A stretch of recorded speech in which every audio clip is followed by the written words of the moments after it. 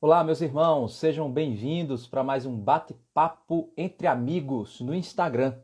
E vamos hoje falar com o pastor Charley Amaral. Ele vai se apresentar, falar um pouquinho sobre o trabalho que ele tem feito aí nas mídias, na igreja, de que forma ele tem contribuído para o reino de Deus. Então, espero que seja um bate-papo muito bom e creio que vai ser sim um bate-papo muito bom e que seja uma bênção na sua vida. E nós aqui vamos trabalhar hoje a hermenêutica e os pressupostos ideológicos. Estamos vivendo um tempo de muitas ideologias, muitos discursos, muitas questões que estão sendo debatidas e por esse motivo, como nós estamos aqui inseridos nesse mundo, nesse ambiente, a nossa cosmovisão ela é afetada. E quando a nossa cosmovisão ela é afetada, os nossos pressupostos, eles afetam a interpretação bíblica. Então, por esse motivo, a gente vai conversar um pouquinho com o pastor Charley sobre como esses pressupostos hoje estão afetando a nossa interpretação bíblica. Muitas vezes você vai ler a Bíblia e você não tem ideia do quanto você está sendo influenciado pelos pressupostos ideológicos. Muitas ideologias têm contaminado a nossa mente e muda a nossa forma de ler as escrituras. Isso é muito perigoso.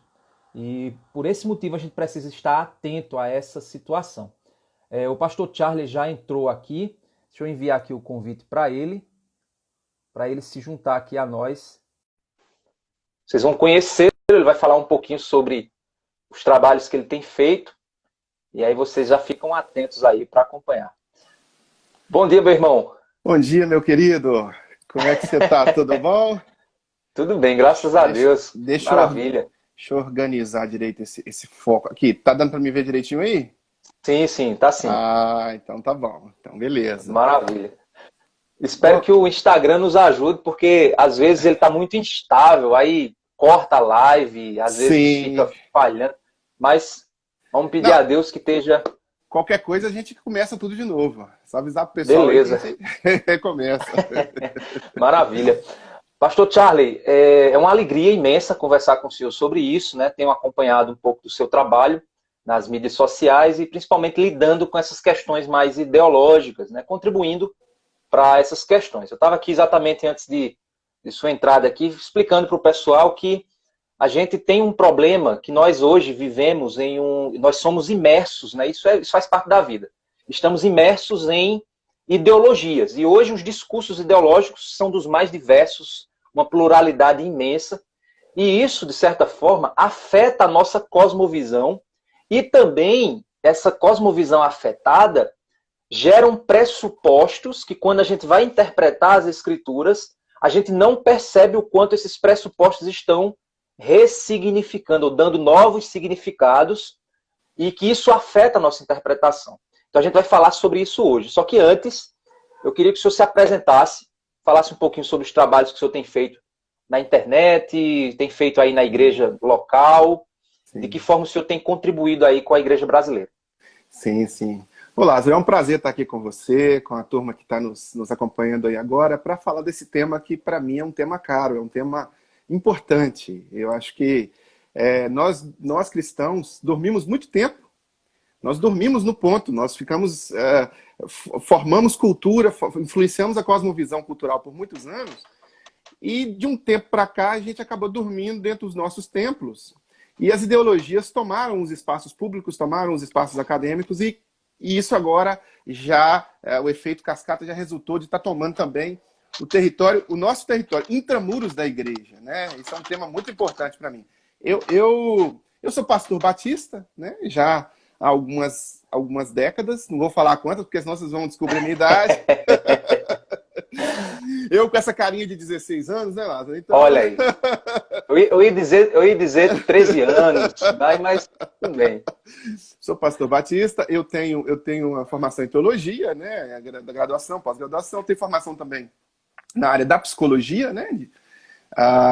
De graduação também, pós-graduação, mestrado na área da psicologia, e também me enveredei pelo direito. né? Eu trabalho aqui, a nossa igreja local, ela está envolvida num contexto de universidade. A Sim. Igreja do Coração, a Igreja Batista do Coração que eu pastorei, ela está na rua da Pontifícia Universidade Católica de Minas Gerais. Olha aí, que legal. O bairro funciona no entorno da faculdade, tudo em prol da faculdade. E aí Deus nos levou a morar nesse bairro há alguns anos atrás e colocou no nosso coração o desejo de plantar uma igreja. E ali plantamos a Igreja do Coração, que tem atuado e militado em prol do reino de Deus aqui nessa região. É a única igreja evangélica já plantada, já em funcionamento no bairro Coração Eucarístico. Nunca houve uma igreja evangélica no nosso bairro. É um bairro muito difícil, muito duro, porque nós lidamos com dois universos, né? Um universo acadêmico muito forte, que é o jovem que está fazendo a graduação, mestrado, doutorado, e o universo religioso católico. Todas as ruas são nome de padres do Olha Coração, só. o bairro Coração Eucarístico. Então, foi aqui que nasceu, basicamente, todo o catolicismo belo-horizontino, né, que tínhamos aqui. Agora é interessante, porque é a Igreja Batista do Coração, porque o bairro é chamado Coração. Exatamente, é isso aí. E é interessante que o problema do ser humano está no coração, Tá no né? coração, exatamente. Então a igreja do coração vai tratar o coração do homem, olha aí. E em paralelo a isso, eu tenho servido também as igrejas locais que me demandam, entendeu? Eu tenho viajado o Brasil falando sobre essas questões das ideologias, sobre a importância de uma retomada do texto sagrado como tal. Esse tema mesmo que você tá abordando hoje na nossa conversa, relevantíssimo e que é necessário. Você estava falando agora aí, por exemplo, de como que a gente não percebe, né? Rapaz, é muito sutil. É muito sutil a formatação da nossa visão por agentes externos ideológicos. Quer seja na universidade, na escola, ensino médio, quer seja na televisão. E nós não percebemos por quê. É um processo de dessensibilização paulatina e progressivo. Aquela parada lá do sapo na panela, o pastor sempre conta, né? É aquilo ali, vai devagarzinho cozinhando, e nós não percebemos. Se você, por exemplo, vou te dar um exemplo, só porque eu quero pegar o gancho do que você falou no início aí.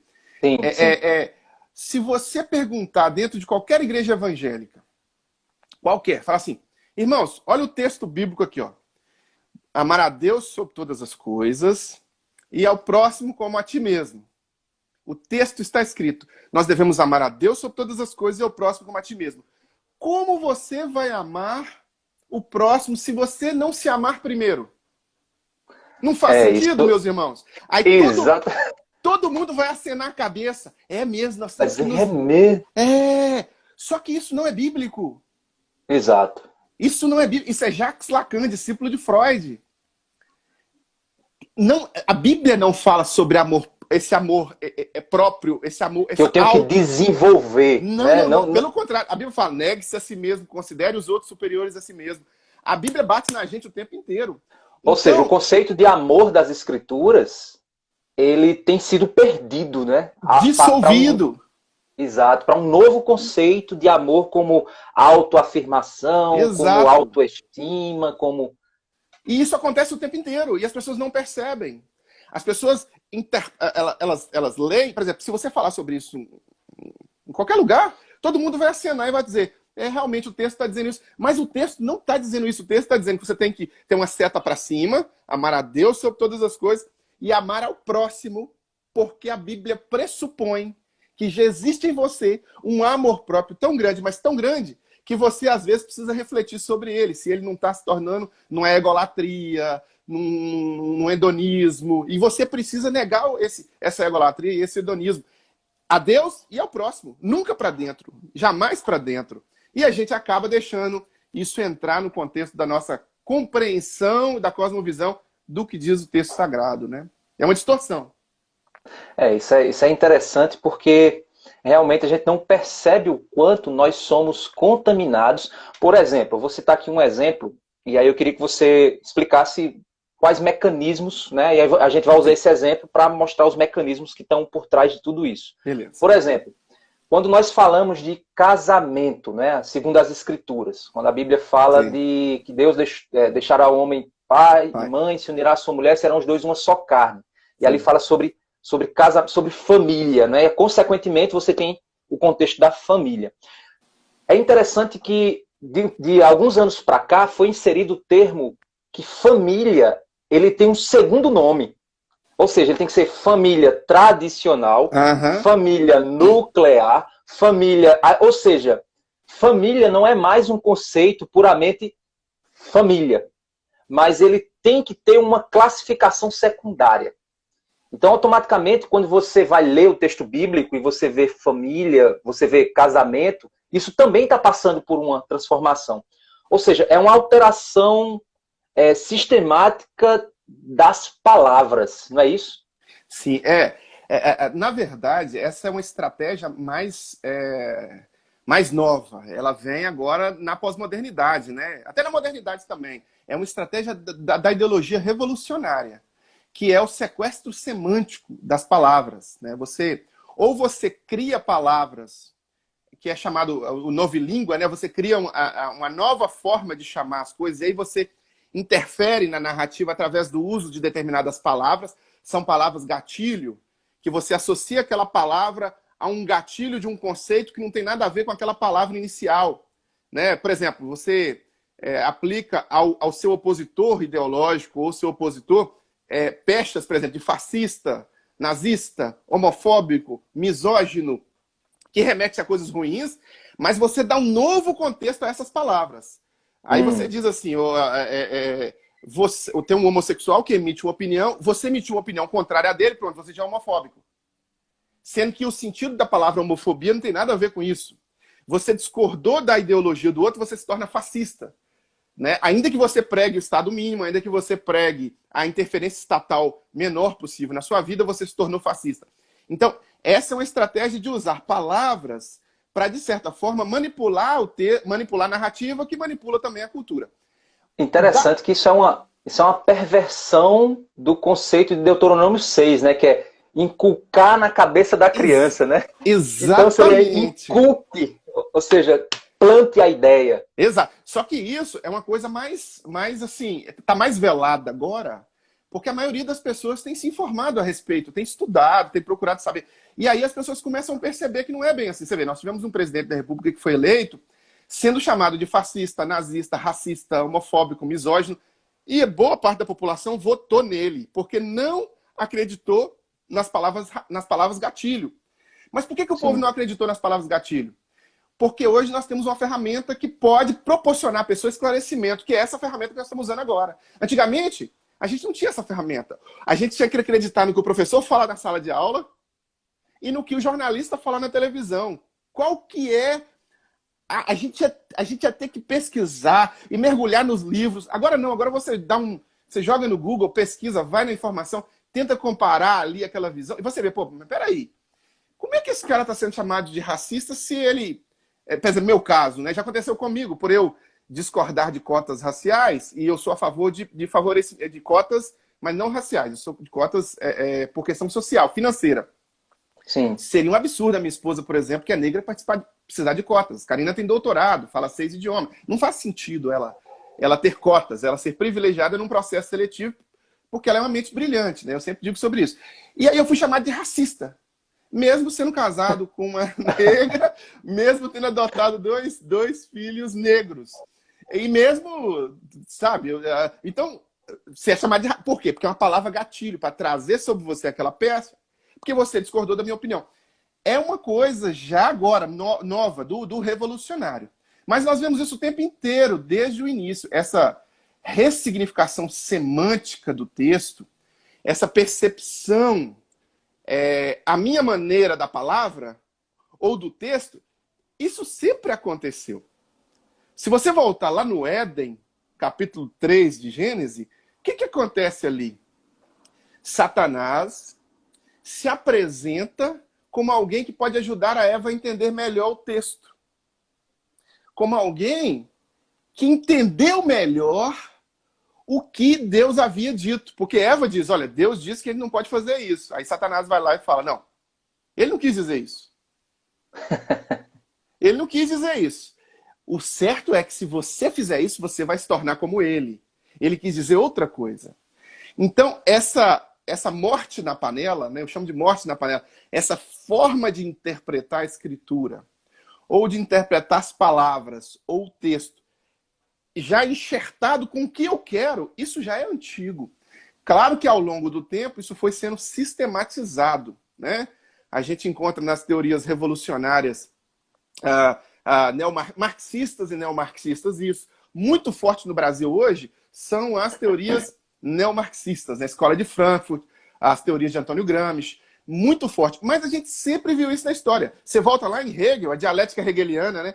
Tese, antítese, síntese. Quer dizer, você pega uma ideia que está muito clara, está muito límpida, né? Está límpida a ideia está límpida. Jesus disse, amar ao próximo como a ti mesmo. Está claro de ser compreendido. Exato. Né? Não, a gente não pode, por exemplo, não roubarás. Vamos imaginar, ele não pode roubar, ele não pode furtar, ele não pode cometer um crime. Está muito clara a ideia. É só eu ler o texto vai me dizer. Mas como nós vivemos num contexto de pós-modernidade, que já passou por um processo todo de incutiram na mente das pessoas que não existe mais verdade absoluta, que você pode renomear o fenômeno à sua maneira, que as coisas antigas, de certa forma, elas são retrógradas, antiquadas, que elas precisam ser revistas, reinterpretadas, revisitadas, reinseridas dentro de um outro contexto. Então, essa ideia foi pegando na cultura e as pessoas que nasceram nessas últimas décadas acabaram, sem perceber, recebendo um avalanche, mas um avalanche muito grande, de influência antibíblica na sua leitura da Bíblia, na sua percepção bíblica. Eu estou falando do nosso contexto cristão, protestante, evangélico. Né? Não estou falando de outros contextos. Outros contextos é outra coisa, mas nós acabamos herdando, sem perceber, esta dinâmica de influência ideológica, de influência secular, e fomos aos poucos permitindo que essas coisas entrassem dentro da nossa teologia, da nossa praxis como cristãos, e por aí vai. Eu sempre recorro a um texto que Jesus nos alertou sobre isso. Jesus disse assim, que ele edificaria a igreja dele, né? A igreja de Jesus seria edificada e que as portas do inferno jamais prevaleceriam contra a igreja. Quando eu penso nas portas do inferno, eu penso que a porta de alguma coisa está lá naquela coisa. Eu não posso dizer que a porta da sua casa está na minha casa. Exato. A porta da sua casa está na sua casa e a porta da minha casa está na minha casa. Então aqui nós temos duas portas. Aqui está a minha porta, aqui está a sua porta. Essa porta aqui não é a minha porta. Então a porta do inferno está lá, não está aqui. O que eu tenho que fazer com a porta do inferno? Eu tenho que ir lá e meter o pé na porta. Eu tenho que ir lá no mundão, eu tenho que ir lá no pensamento secular, eu tenho que ir lá nas universidades, eu tenho que ir lá na política, eu tenho que ir lá no tecido social como um todo e influenciar como sal e luz. Certo? Nós deixamos isso para lá. Nós ficamos entre quatro paredes, não preparamos nossos jovens, nossos adolescentes, nossas pessoas para encarar um ambiente acadêmico de forma que eles façam intencionalmente mestrado, doutorado, e que sejam professores formadores de cultura, porque a escola, a universidade é um lugar de formação de cultura, né? Primeiro começa aqui no ambiente acadêmico, por exemplo, se você for pensar, inclusive o Gary Demer escreveu um livro muito interessante que fala quem controla a escola governa o mundo. Sim, se você for pensar, todo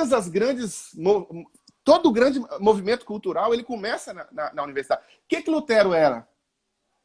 Era um professor universitário. Né? Exato. Quem é, por exemplo, agora a grande revolução de gênero que aconteceu no mundo? Aconteceu a partir de onde? A partir de Judith Butler, uma professora universitária.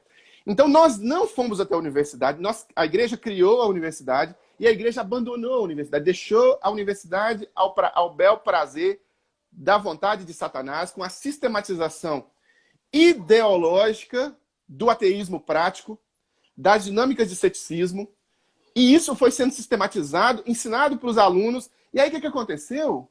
Geração após geração sendo formatada à base única e exclusiva de um pensamento de que a religião é o ópio do povo, de que você não mistura pensamento acadêmico e religião. Religião é coisa como se os grandes pensadores, como se o que nós temos hoje, até o próprio método científico, não tivesse sido criado por religiosos. A teoria do Big Bang é criada pelo religioso.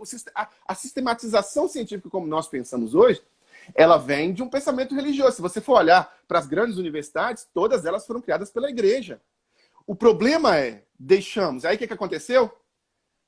As portas do inferno vieram até a porta da igreja e estão metendo o pé na porta da igreja. Agora, você coloca o seu jovem, o seu adolescente, filho de pastor, passa na universidade, vai fazer um curso de humanas, por exemplo, o cara está no primeiro período glorificando a Deus, agradecendo porque passou no vestibular, o cara está ali namorando uma menina. Quando o cara chega no terceiro, quarto período, Foucault já entrou na mente dele, Nietzsche já entrou na mente dele, o cara abandona o conceito de família, já começa a pensar que existe o conceito de família tradicional, aquilo que você falou aí.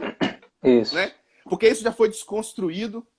E essas coisas todas desse processo de desconstrução, tudo tem o seu lugar na história e tudo tem a sua intenção. Eu costumo dizer, Lázaro, que essa desconstrução acadêmica, ela é gerada na prancheta de Satanás. Satanás ele está o tempo todo em ação e a gente ignora às vezes isso, né? A gente, o cristão às vezes ele assume uma postura aí, mais os grupos neopentecostais, uma postura de hipervalorização da presença de Satanás através das dinâmicas de possessão demoníaca, ficar entrevistando Satanás. E eu fico pensando, e os outros, por outro lado, os reformados, os mais conservadores, mais tradicionais, acabam ignorando completamente a ação do diabo. Eu prefiro ficar no meio dessa questão, porque eu não posso ignorar, eu não posso, claro, concordar de nenhuma forma com essa pirotecnia feita com a presença do diabo em cultos e por aí vai, mas eu não posso ignorar que Satanás está atuando muito hoje em dia, como um leão, buscando a quem possa tragar, e ele consegue sistematizar o pensamento e influenciar gerações com esse pensamento sistematizado. É interessante porque isso que você está falando... Teve um movimento que... Peraí, que alguém me ligou aqui na hora que não devia. Beleza. É interessante que existe um movimento, acho que surgiu exatamente de dentro do movimento de batalha espiritual, que era aquela ideia de mensagens subliminares, né? E aí você pegava o rótulo da Coca-Cola, misturava assim, aí via o diabo de não sei o que lá, Hellmans, que é Homens do Inferno, essas coisas assim. Eu creio que existem, sim, as mensagens subliminares, não dessa maneira fantasiosa, né? Como você até falou, usou o termo pirotécnica, né? Sim. Mas eu creio que existem, sim, as mensagens subliminares. Por exemplo, recentemente eu fiz escrevi um texto aqui no Instagram, onde eu estava, junto com meus filhos, assistindo um filme lá, o Let It Go, né? Da Frozen, filme novo, né? Quem tem menina acaba tendo que assistir essas coisas. Mas eu gosto de assistir junto com eles para fazer uma avaliação e também ajudá-los a criar neles um senso crítico, né? De criticar aquilo que está sendo entregue para eles. E aí, em um determinado momento, a personagem ela está olhando algumas fotos familiares. E é interessante isso. E aí vem fotos da família, né? Das várias gerações da família. A geração anterior à geração que ela está agora era uma família lá, pai, mãe e filhas, Sim. 2 filhas. Sim. A foto seguinte era ela, um amigo, a irmã, um boneco de gelo e um bicho, né? E uma rena. Sim. Então, assim, colocado uma do lado da outra. Aí eu conversando com meus filhos, eu disse, olha, vocês estão vendo o que está sendo feito aqui, ó? O que é família? Família é isso aqui, essa foto aqui. Mas agora estão dizendo que família é um ajuntamento emotivo. Sim. Sim. Né? Um ajuntamento afetivo. Sim. Não mais uma definição estrutural da criação de Deus. Aí é certo que eu estou usando esse termo aqui com você, mas com eles eu usei uma linguagem bem mais... Sim, claro. Né? Claro. É bem mais acessível. Mas é interessante porque isso começa o quê? A ressignificar aquilo que a gente estava falando. Exato. Ressignificar na cabeça da criança o conceito do que é família. Exato. Não é mais uma estrutura biológica, da criação, da vontade de Deus. Sim, Mas é isso aí. agora é algo formado pelos afetos, ou seja, pelo coração Sim. do homem. Então eu decido o que é a minha família. Não é Deus que decide, eu é quem decido.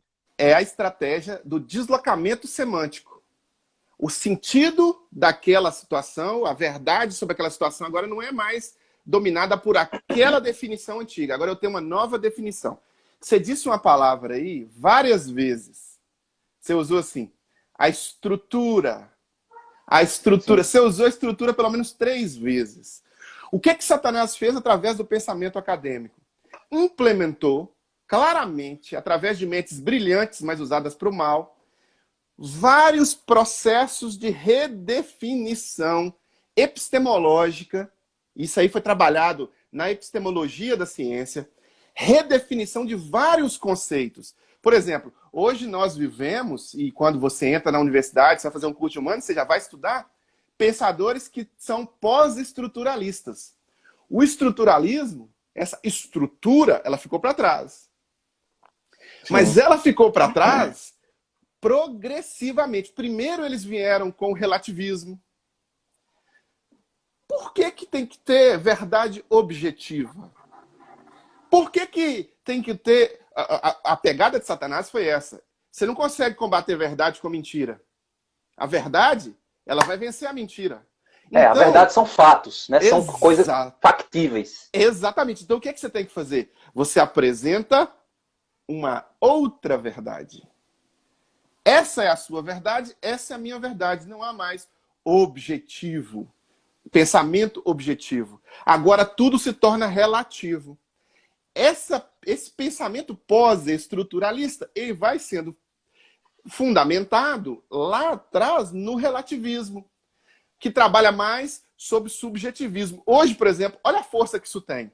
Agora, Simone de Beauvoir, Judith Butler vem com a ideia de que você não nasce mais homem e mulher. Você é aquilo que você se sente. Então, se você se sente mulher, Lázaro, você pode ter essa barba aí, você pode ter órgão sexual masculino, você pode ter hormônio masculino, você pode ter uma estrutura fisiológica, neuroanatômica, neuroquímica masculina, mas se você se sente mulher, é isso que vai determinar, porque as verdades estruturais, elas ruíram. As verdades objetivas, elas ruíram. Esse processo, ele é como um todo, e aí as pessoas ignoram a ação de Satanás, às vezes, porque não estão atentas a esse perigo, a essas mensagens, entre aspas, você chamou de subliminares, mas elas estão muito claras, incutidas na mente das pessoas. Porque esse processo, ele começa lá no mundão, óbvio, começou no mundão, ele começa no iluminismo, ali vamos pegar o iluminismo, que traz a luz da ciência para a era das trevas. Olha para você ver, olha o uso das palavras. Era a era das trevas, e agora nós estamos no iluminismo, somos iluminados. Exatamente. E aí você começa progressivamente uma influência direta, secular, uma secularização do pensamento do senso comum. Cada vez mais distante do sagrado, cada vez mais distante do divino, cada vez menos voltado às coisas pré-estabelecidas estruturalmente pela palavra de Deus, pela religião, e uma busca, cada vez mais, de forma incessante, a uma espécie de idolatria ao que eles chamam de ciência. Essa semana eu fiz uma live com um amigo meu, cientista, e nós conversamos justamente sobre a idolatria da ciência. Se alguém quiser assistir esse papo, tá aí no meu Facebook, Charlie Amaral, tá no YouTube também, é só ir lá e dar uma assistida. Mas houve uma busca idólatra, de certa forma, ao que eles chamam de ciência. E aí foram se construindo pressupostos científicos que foram ganhando força na sociedade, ganhando força. A igreja foi se retraindo, o pensamento cristão, a cosmovisão cristã foi se retraindo cada vez mais, e com isso, agora nós estamos às voltas com adolescentes em nossas igrejas, jovens em nossas igrejas, que foram completamente doutrinados ideologicamente a pensar fora da igreja, fora do contexto da cosmovisão cristã, de uma forma completamente dialética, materialista dialética, né? E eles vêm para a igreja, vêm para a escola bíblica dominical, fazem seminários, se tornam pastores, uma forte influência, e aí uma enorme influência no nosso contexto pós-moderno agora, do materialismo histórico, dialético de Marx, Agora, de Hegel. Agora, Charlie, a gente vê o seguinte, por exemplo, o iluminismo ele foi pautado principalmente que o esteio, vamos dizer assim, a regra, a chave, vamos falar assim, a hermenêutica da interpretação do mundo era a racionalidade, por isso que levou em direção à ciência, né? Nós hoje, na pós-modernidade, eu creio que a gente está vivendo hoje uma nova chave. É a chave afetiva. Sim. Né? De todo jeito, o homem sempre quis ser autônomo. Ou seja, ele sempre quis trazer para o próprio coração a capacidade de olhar para o mundo e dizer isso eu decido que é verdade, isso eu decido que não é verdade. Sim. Ele usou o quê? Usou a racionalidade, a mente, para fazer isso através da ciência. Só que hoje a gente tem uma nova chave, que é a chave, a pós-moderna, né? É a chave afetiva. Ou seja, o meu coração continua no comando. Sim. Onde agora eu olho para a realidade e digo, isso é verdade, porque aquela célebre frase demoníaca, que muitos dizem, né? Muitos no mundo dizem, não é errado se te faz feliz. Né? Essa frase de Satanás é uma frase que muito jovem tem dito, adolescente tem falado. Era a frase predileta de Hitler, né? Exatamente. Então, quer dizer, você relativiza a moralidade a partir de se você se sente bem. Recentemente, não tão recente, eu vi um caso de um jovem, né, uma dupla, né? Uma dupla que vivia junto, e aí esses dois rapazes, eles tinham um relacionamento amoroso e o sonho de um era canibal, não sei se você ouviu falar disso aí, né? Eu acho que foi na Alemanha. Era canibal. O canibal de Roterdã. Isso, um era canibal e o outro, por amor, queria se entregar para ser comido, né? Literalmente, sim. No sentido, né? No sentido canibal da coisa. E isso foi levado a um julgamento, né? E a justiça, não, peraí, tem que ter um princípio regulador, não podemos abrir. Porque se eu for feliz sendo um assassino, e aí, como é que fica a situação das outras pessoas, né? Então, a gente tem vivido isso. Por que eu estou te dizendo isso? Porque essa nova chave, ela tem sido levada para dentro da hermenêutica bíblica. Não tem sido? Tem, não, com certeza. Deixa eu usar para você aqui a dialética de Hegel para tentar ilustrar. Eu gosto muito de usar essa ilustração da dialética de Hegel, que fica claro na mente das pessoas. O que a dialética hegeliana pressupõe o quê? Você tem uma tese, então você tem uma ideia, você tem um texto, você tem um comando, uma ordem, algo, ou uma cosmovisão, é uma chamada de tese. Algo que é afirmado. Algo que é afirmado. Isso é verdade.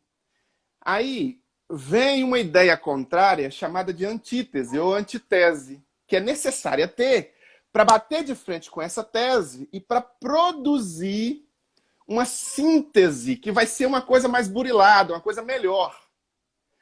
Esse processo, essa síntese, você transforma em tese de novo e você apresenta uma nova antítese para produzir uma nova síntese e você vai numa espiral ad eterno. O que tem acontecido com o homem, com nosso contexto pós-moderno, é justamente isso. Essa que está sendo a dinâmica humana. Você tem uma tese. Por exemplo, Satanás fez isso no Éden. Ele tinha a tese que era não comer do fruto. Satanás chega e apresenta uma nova chave hermenêutica baseada em outro pressuposto. Uma coisa nova, mais moderna, mais cool, mais legal, que ia produzir uma coisa boa para Eva. E a ideia é, certamente não morrerá. Você não vai morrer. Exatamente. A tese você ia morrer. E também dizer assim, a motivação de Deus é que ele tem medo de que vocês sejam igual a ele. Exatamente. Aí o que aconteceu? A síntese foi algo pior. Satanás continuou usando essa mesma estratégia. Aí quando você vai lá em Mateus capítulo 4, por exemplo, ele tenta fazer a mesma coisa. Agora com o texto sagrado já escrito, agora com a palavra já revelada, já escrita, né? O texto do Antigo Testamento já impresso, ele vira para Jesus e diz assim, está escrito. Se você fizer isso, vai acontecer isso porque está escrito. Percebe? Ele usa a escritura para confrontar a Para escritura. confrontar a missão de Jesus na Terra. Para impedir Jesus de cumprir sua missão, ele usa a Bíblia. É exatamente o que ocorre hoje nas teorias e nas teologias progressistas, liberais, revolucionárias que têm entrado no contexto da igreja cristã, protestante, evangélica, em especial no meio batista. A ideia de que você agora é livre, e você vê, você vai em Bultmann, por exemplo, você já vê ele iniciar isso, e aí você vê, por exemplo, fora da igreja, você vê esse processo de desconstrucionismo sendo criado num cara chamado Jacques Derrida. Derrida cria o desconstrucionismo. Você não precisa seguir um padrão mais. Agora você tem que destruir, desconstruir esse padrão para você recriar um novo padrão à luz do que você está vivendo. Então agora nós temos um novo contexto, Lázaro. A sociedade agora não é uma sociedade mais como era na época da sociedade de Paulo, como era na época da sociedade de Jesus. Então nós podemos buscar em autores seculares aí a ideia de que quando você escreve o texto, e Derrida fala sobre isso, quando você escreve um texto, você morre para o texto. Não interessa mais o que você quis dizer. O que interessa... O texto ganha vida própria. O texto ganhou vida própria e agora o que interessa é o que no meu contexto eu vou fazer com o texto. E o texto não precisa ser aplicado da forma como foi aplicado originalmente. Ou da forma como originalmente o autor pensou. Você quer ver um exemplo muito bom disso aí? É a hermenêutica jurídica. No direito, e o direito foi todo permeado com essa hermenêutica revolucionária, o direito brasileiro, eles não mais aplicam a hermenêutica à luz da filosofia. Eles não mais aplicam a hermenêutica à luz do que o constituinte quis dizer, do que o legislador quis dizer. Você vê quando você vê um Gilmar Mendes, quando você vê um Dias Toffoli, quando você vê um Alexandre de Moraes proferindo um voto, eles vão lá, pegam o texto e fazem o texto dizer aquilo que eles querem. Ou seja, eles estão fazendo uma exegese, eles estão pegando o contexto do mundo e estão levando para dentro da interpretação do que está e forçando o texto a dizer algo que o texto não diz. E aí o que é que acontece? As pessoas batem palma, né? Porque dizem, não, realmente isso aí faz sentido. Por quê? Porque agrada o contexto delas naquele momento. Sim. Não confronta elas. No direito, a gente tem uma coisa chamada teoria da adequação social. Quando uma lei é muito antiga, por exemplo, a lei do adultério, era crime quando um homem pulava cerca, uma mulher pulava cerca. Mais homem do que mulher. Geralmente, sociedade mais patriarcal era mais homem do que mulher. Hoje a coisa já degringolou. Eu não sei nem o que dizer, porque tá tudo perdido. Tá tudo perdido. Mas aí, desculpa, o que acontece? Esta lei, ela não era praticada, não foi praticada, ninguém era preso porque tinha um volume. O que fizeram? Revogaram a lei para adequar a nova realidade do número de traições muito alto que havia no país, havia no Brasil. Com a Bíblia, nós não conseguimos fazer isso. Nós não conseguimos revogar textos bíblicos. O que a gente tenta, então, como cristãos evangélicos progressistas? Não eu, mas estou relatando um pensamento progressista. Ele tenta ressignificar o texto.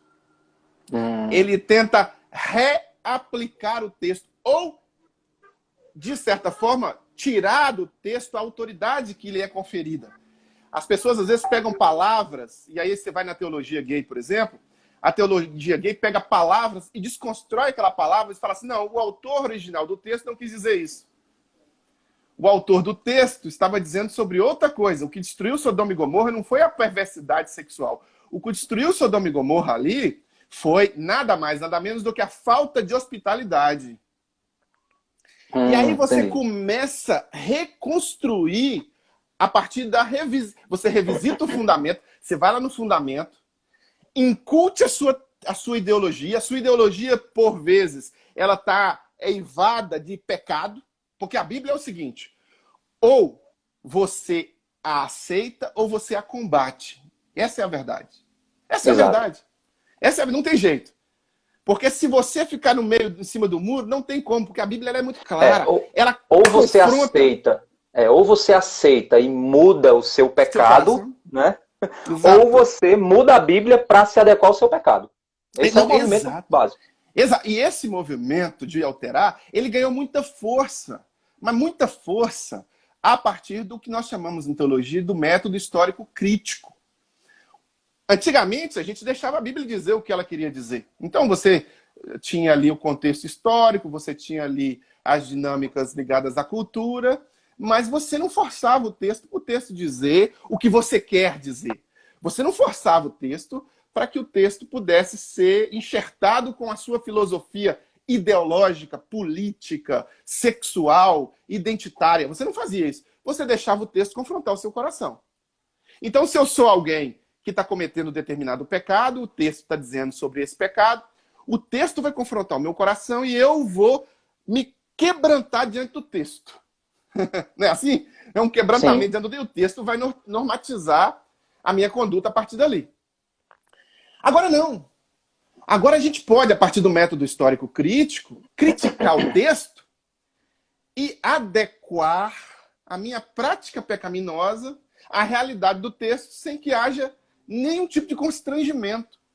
E eu posso criar versões da teologia baseada no método histórico crítico, baseado nessa forma de interpretar palavras, frases, textos, Dar novos ressignificar. significados. Isso. Eu posso chegar agora e posso perfeitamente ser um cristão que pode normatizar a prática do adultério, da prática homossexual, do assassinato, do roubo, presta bem atenção, eu estou dizendo do assassinato, né? Que é o que a Bíblia condena. A gente tem uma condenação clara sobre o assassinato. Mas se nós quisermos normatizar, nós vamos normatizar o assassinato, nós vamos normatizar a invasão de propriedade dos outros, nós vamos normatizar a dinâmica de corrupção como algo bom para chegar num fim. Se o meu fim é bom, eu posso ser aquele pensamento de Maquiavel, que Maquiavel acaba cunhando, né? O fim justifica o meio. E por aí vai. O texto bíblico, ele fica à mercê agora de pastores, de líderes que trazem um ensinamento com morte na panela o tempo inteiro. E a gente vê isso na internet o tempo inteiro. Tem uns menininhos novos aí que aqueles herege, a gente chama de herege boys. Não sei se você já viu. Exato. É o descolado. Isso, o descolado que vem e você é o centro do coração de Jesus. Oh, aleluia. Você, o que é centro do coração de Jesus? Você é poeira, você é lixo. Você é concebido em pecado, cresce em pecado, precisa quebrantar seu coração. Você não é, Deus não existe por sua causa. A visão não é antropocêntrica. A visão não é centrada no seu hedonismo, na sua vontade. A visão é centrada em Cristo. O termo cristocêntrico, ele tem tudo a ver com cristianismo. O cristianismo é ser seguidor de Cristo. E ser seguidor de Cristo é deixar as paixões do próprio coração para seguir a orientação dele.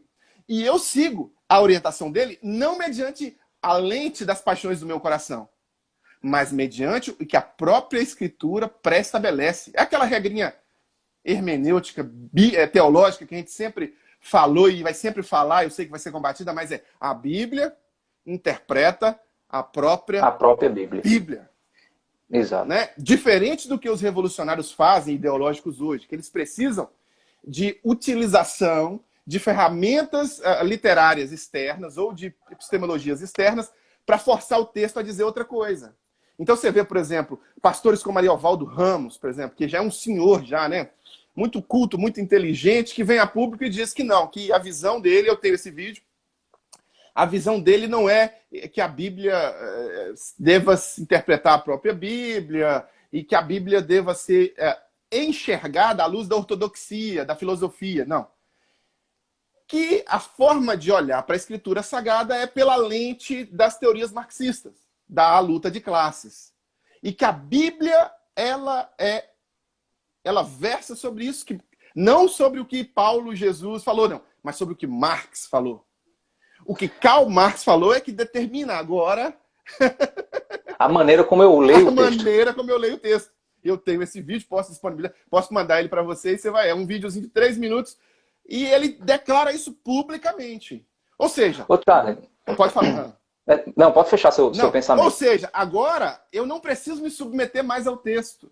Eu não preciso. A teoria crítica me libertou disso. O método histórico crítico oriundo da teoria de crítica, o relativismo moderno, os processos de chave hermenêutica conectados às pontes emocionais e não mais à lógica racional e não mais à vontade de Deus. Né? Porque antigamente você pegava um texto bíblico e você ia orar. Você não ia criticar o texto, você vai orar, você vai pesquisar, você vai aprofundar no texto, mas aquilo vai ser o seu alimento devocional. Hoje os caras pegam um texto para que o texto fale aquilo que eles já prepararam na mente deles antes, para agradar corações pecaminosos, repletos de anseios antropocêntricos, em que o homem é sempre o centro. É o que eu chamo, esses pastores descolados, eles têm o que eu chamo a teologia da sacada. Né? Se você observar, eles ganham público com frases de efeito, com aquela sacada que você diz, caramba, como uma vez eu vi um deles pregando que Jesus estava no barco, não, que os discípulos estavam no barco e Jesus estava lá orando, né?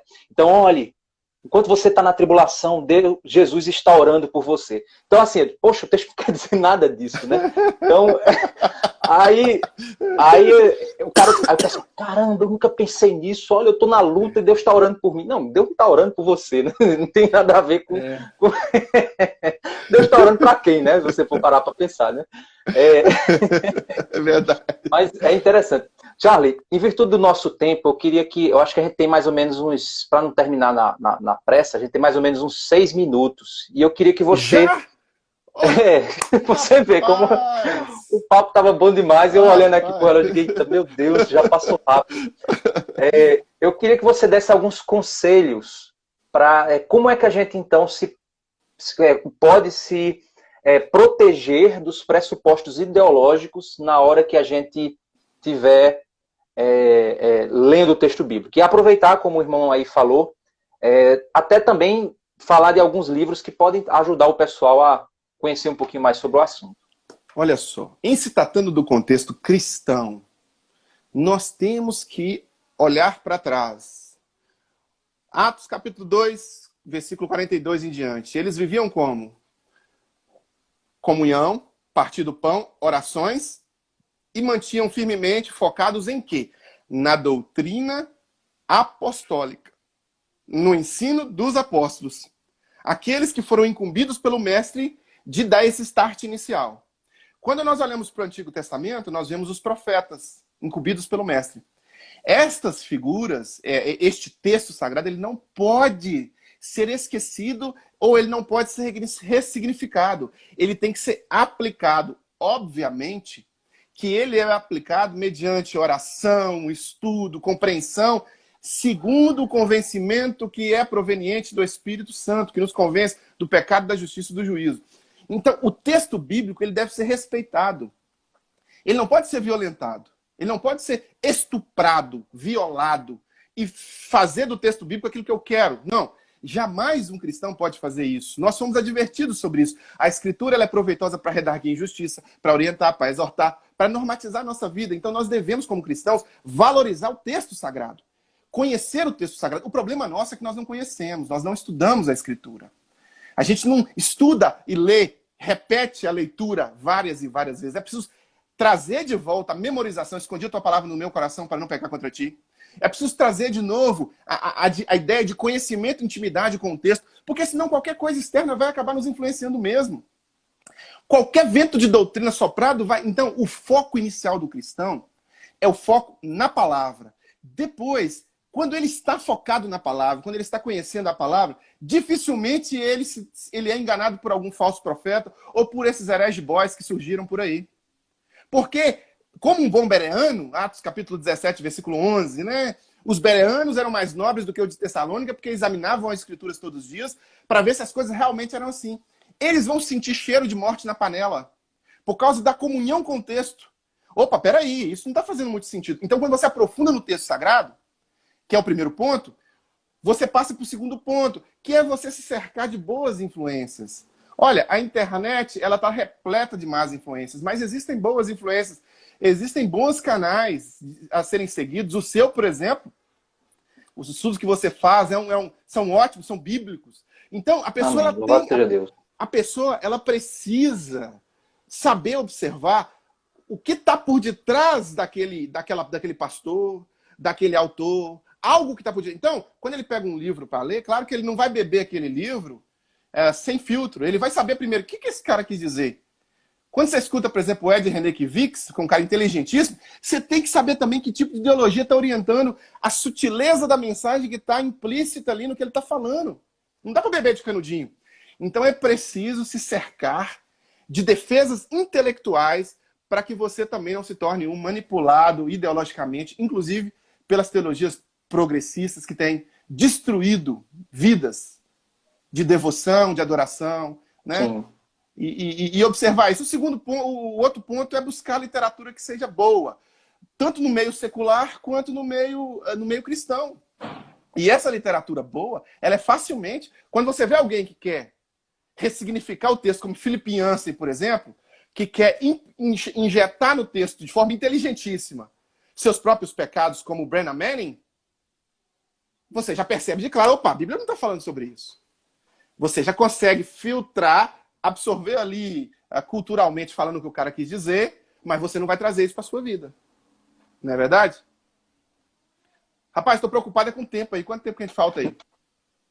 Não, a gente ainda tem uns 5 minutos. Né? Ué, Porque eu tentei... Não, é porque eu tentei terminar antes para a gente poder fazer todo o processo final e tal, e você fazer... Entendi. Para não terminar igual fugindo do anticristo. Entendi.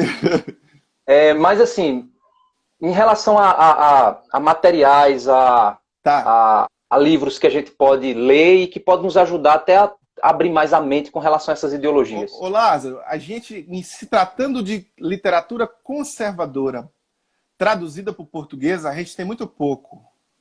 A gente tem muita literatura revolucionária. Porque a mentalidade revolucionária ocupou todos os espaços do Brasil, né? Na universidade, você vai ver que a universidade vai dizer a mesma coisa que está sendo dito no Jornal Nacional, que vai dizer a mesma coisa que os políticos vão propor lá. Como... Exatamente. É impressionante. Uma hegemonia ideológica no tecido social brasileiro, que ele tem um forte viés anticristão. Então a gente tem pouca coisa e precisa de coisa ser produzida. É preciso que a gente produza, nós mesmos possamos produzir. Mas existe muita coisa do outro lado, existe muita coisa que combate. Se você for ver, por exemplo, existem pessoas que acreditam que a teologia da missão integral, por exemplo, é uma teologia conservadora. Conserva os ensinos da Escritura. As pessoas não percebem que a teologia da missão integral ela tem uma forte influência da sua prima próxima, que é a teologia da libertação, que é uma criação do movimento revolucionário, que introduz no texto bíblico as correntes de pensamento neomarxista, oriundos da escola de Frankfurt e também os pensamentos de Antônio Gramsci e coisas ligadas à própria antiga União Soviética, né? Porque com a queda da cortina de ferro, muito da influência marxista ou mesmo da influência revolucionária, gosto de chamar de pensamento revolucionário, ela perdeu força. Mas isso não quer dizer que ela ficou, com a queda do Muro de Berlim, por aí, não quer dizer que essa ideologia ficou jogada no canto, não. Ela continua atuando fortemente, especialmente no Brasil. Não de forma clara que você possa perceber, mas como a rana, o sapo na panela de água quente, né? As universidades foram tomadas, a política foi tomada, a mídia foi tomada, né? Que são os pilares aí do gramscismo, né? Eu poderia também fazer umas considerações para o pessoal, por exemplo, coisas que me ajudaram muito a abrir minha mente com relação a isso, é você, primeiro, né, o primeiro de tudo, é estudar uma teologia bíblica, para você criar na sua mente uma narrativa, né, dos fatos, da história da criação de Deus, das estruturas que Deus criou, da importância de cada uma delas. Então, a teologia bíblica, você estudar, estar bem arraigado nela, é importante. Um outro ponto é você estudar cosmovisão cristã. Isso vai ajudar muito também, né? A você abrir a mente e saber confrontar, porque a gente vive hoje numa guerra de cosmovisões, né? Então, tem bons autores americanos. Tem bons autores americanos sobre isso. Mas tem um livro recente, que é do Franklin. do Franklin, mas tem um também agora, bem interessante, que é o do Heber Campos, que ele faz uma análise do contexto de Daniel e dos amigos no período ali da Babilônia. Então, bem atual, assim, bem interessante. Eu ainda não li, não, mas eu vi um pouco do resumo, né? Até entrevistei ele. Cara, né, o do Franklin é muito bom também. O do Franklin é muito bom. Ajuda muito. E outra coisa também que me ajudou muito foi você aprofundar um pouco na filosofia reformada. Abraham Kuyper, Dover, né? São caras. Sim. Outro cara também é meu Deus. Tá vendo? É tudo, ou é alemão, ou é americano. Aqui, Francis Schaeffer. Eu tenho o livro dele aqui. Charles Colson. Você pode pegar aí, por exemplo, John MacArthur. Tem coisa boa no âmbito... claro que influencia de cosmovisão, mas no campo do aconselhamento. Wayne Mack. Então, você tem muita coisa estrangeira, né? Mas brasileiro você não tem. Infelizmente, mas a gente vai vencer essa batalha com graça de Deus. Vamos sim. Pastor, obrigado demais pela disponibilidade. Foi um prazer imenso conversar. Foi um bate-papo fluido, muito bom, muito rico, né? Espero que tenha abençoado muito aí os irmãos que têm acompanhado. Esse horário é um horário que o pessoal não gosta muito, não dá uma quantidade boa na live, mas tem muita gente que depois manda mensagem para mim dizendo ele vai ficar gravado, eu quero assistir depois, tal. Então, a gente vai, se o Instagram permitir, né? Porque às vezes ele dá uma falha e não deixa gravado. Verdade. Aí eu vou baixar, né? Também vou jogar lá no meu canal do YouTube, né? O senhor também pode baixar também. Eu mando o link aí, né? Você baixa, põe também no seu material. Beleza. E vamos produzir material, né? Vamos sim. Essa batalha espiritual. Você quer dar algum recado final para o pessoal? Eu quero agradecer primeiro para você pelo convite. É um privilégio poder contribuir com a noiva. E eu sei que você está fazendo um trabalho que está contribuindo e edificando a noiva. Isso é muito importante, levantar mais pastores que façam isso. E agradecer a turma aí pela participação. Não deu para a gente interagir com eles aqui, porque o papo fluiu muito rápido. Mas eu quero agradecer. E procure lá no meu canal, @Charley Amaral, TCHARLEY. Tá escrito aí, ó, Charley Amaral. Insta, Face e... Tem muita coisa no Facebook, principalmente no Facebook. Meu YouTube e o canal do YouTube, eu não tenho dado muita ênfase dele, não. Vou até dar mais agora, mas tem muita coisa lá também. Bom, então você aproveita aí, clica aí, ó, tem o nomezinho aqui, eu acho que a parte aqui de cima tem lá, né? Charley, aí você clica Amaral, Charley e aprende, aí segue ele e a partir dali você abre-se um mundo aí de conhecimento a partir do trabalho que o pastor tem feito. Tamo junto. Obrigado, pastor. Deus abençoe sua vida. Valeu, meu querido. Deus abençoe. Prazer. Muito obrigado mesmo. Precisando, nós estamos aí. Amém. Deus abençoe. Até mais.